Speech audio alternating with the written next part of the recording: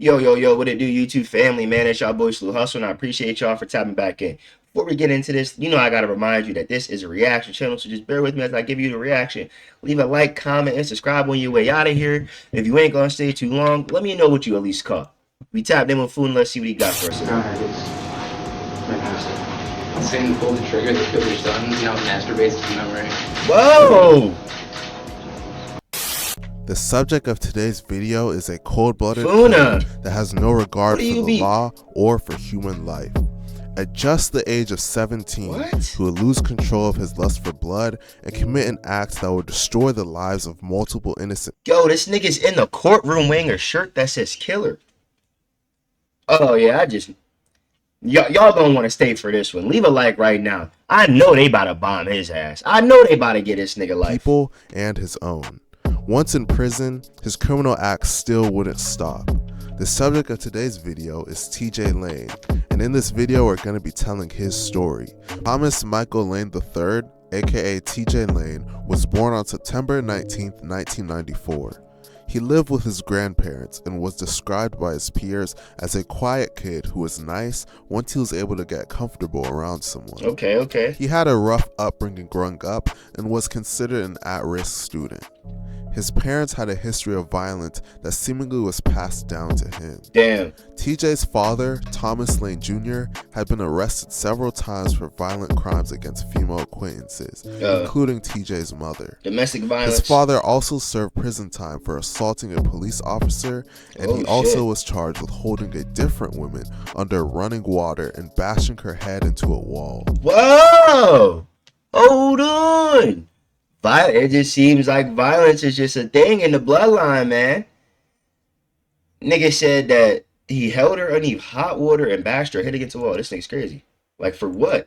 Between 1995 and 1997, the first 2 years of TJ Lane's life, his father and his mother were both arrested for domestic violence against each other. Damn. When TJ was 3, his parents lost custody of him, and he went on to live with his grandparents.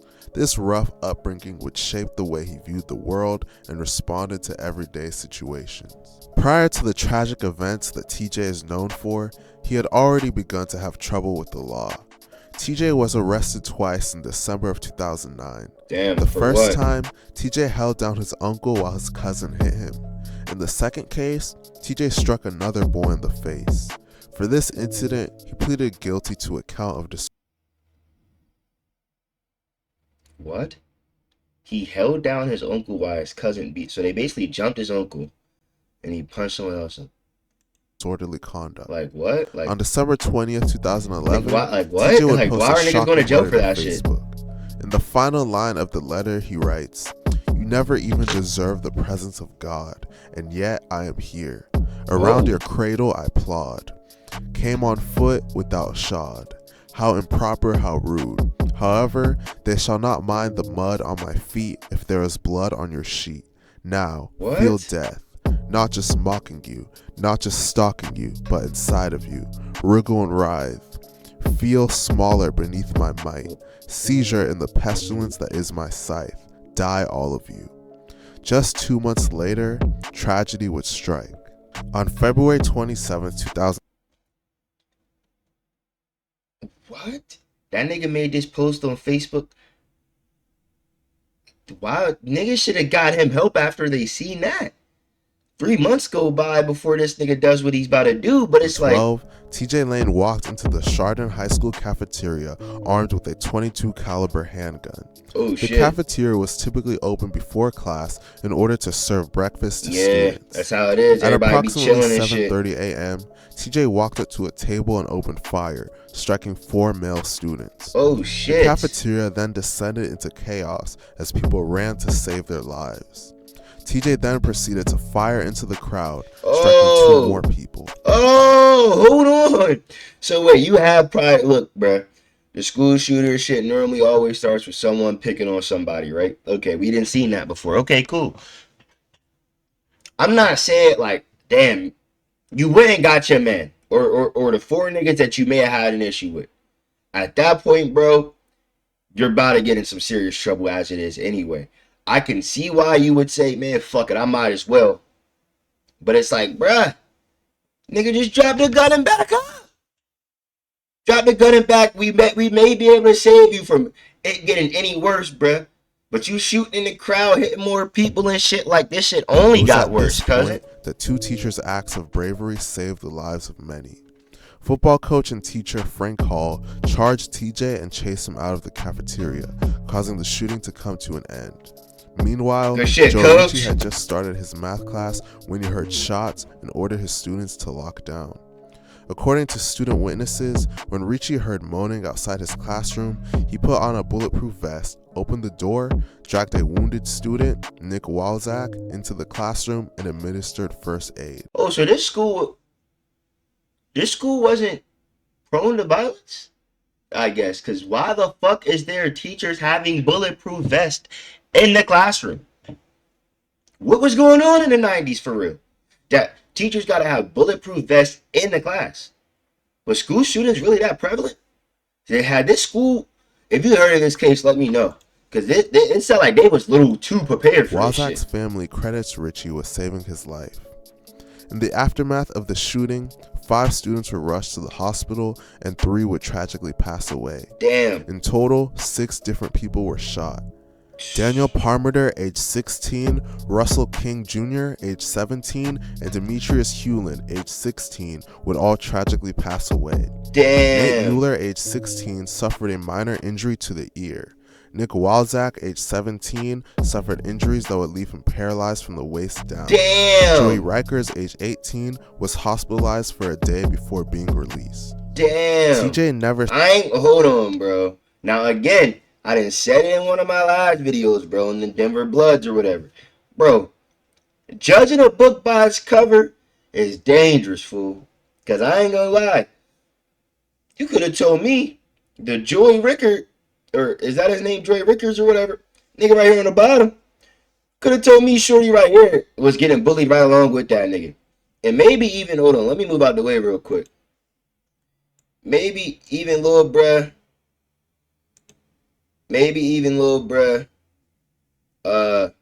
right here. Damn, hold on. I don't know why it's not letting me click my camera. Alright, well, it's not letting me move my camera. I'm gonna just move this shit. Damn. Maybe even little bro right here, though. That's what I'm saying. Like, maybe he was, but these niggas don't look like they bullying nobody. Like, none of these kids look like bad kids. But that's the judging a book by its cover shit I be trying to tell y'all. Sometimes it ain't that simple, you know what I'm saying? 18, was hospitalized for a day before being released. TJ never stated the motive for his crime. In court, TJ showed the exact opposite of remorse. In fact, he was proud of what he had done, and he bragged about it in the faces of the victims' families. Cold nigga. At his sentencing, He's a cold TJ nigga. unbuttoned his blue dress shirt to reveal a white t-shirt on which he had written the word killer across the front. He had on a similar shirt during his shooting rampage. Before the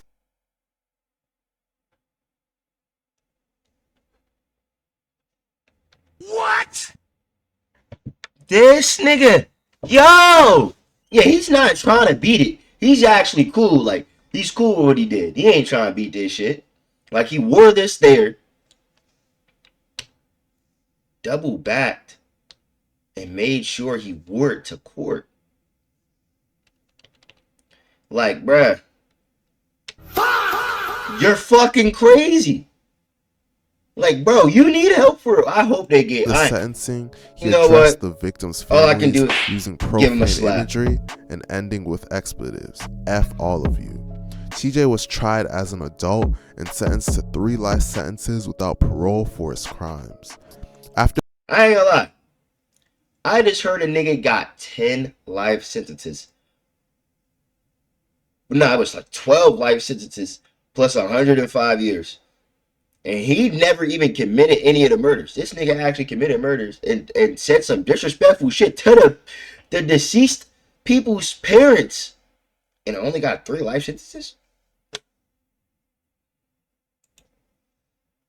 Man, look. Y'all can't tell me that stigma about what they say ain't true, bro. In the courtroom, This hand that pulled the trigger that killed your sons now masturbates to the memory, F all of you, while giving the middle finger to the attendees. Whoa!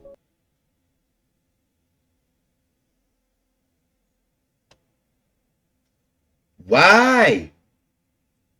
Brother, why? While in prison, TJ would once again make national headlines. A massive statewide manhunt overnight after 3 convicts escaped the Allen Oakwood Correctional Institution in Ohio, Oh, including shit. notorious killer TJ Lane. On September 11, 2014, Damn. at approximately 7:38 p.m., TJ escaped from Allen Oakwood Correctional Institution in Lima, Ohio, along with 2 other inmates. Yo, in the middle of the 30-year-old day? Lindsey Bruce was quickly captured afterwards. TJ and the other inmate, identified as 45. I'm ashamed of you, brother. You had no business being with them white men, and you fucking around and got caught. Stupid fucking nigga. 5-year-old Clifford Operud of Carlisle, Ohio, who was serving a 12-year sentence for aggravated robbery, aggravated burglary, and kidnapping, remained at large. Nigga, you were only doing 12. You were coming home. Yo, I get it. TJ, all right, 3 life sentences, you're never coming home. Like, when you die, they'll probably bury you out back somewhere. You still ain't coming home. I get it. But, bro, white man, you had 12 years, bro. Now they're probably about to give you another, like, 10 maybe. Like, you Police fucking conducted nigga, bro. searches at a wooded area in a residential neighborhood near the prison and considered him and Operud as potentially armed and dangerous.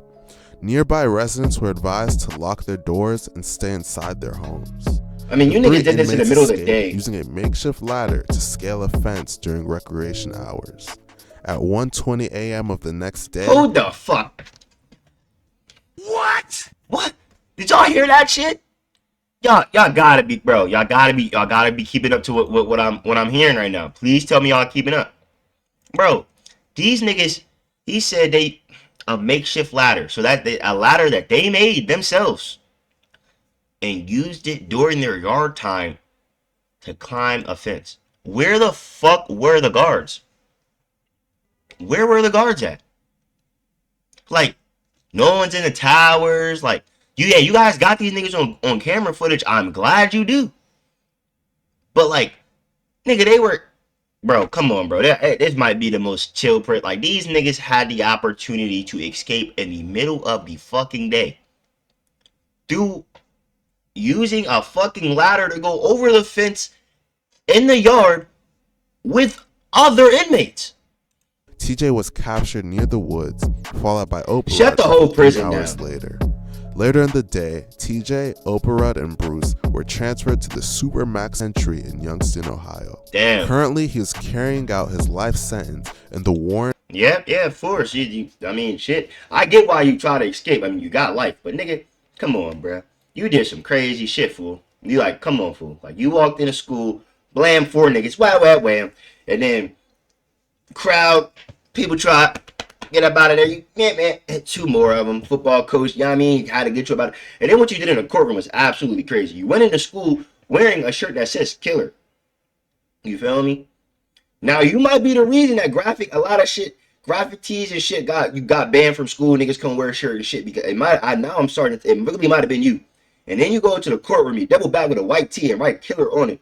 Tell them people, the same hand that I killed them niggas with, I'm beating my, we out of here, man. Like, comment, and subscribe. This was a crazy one. I've never heard of TJ Lane.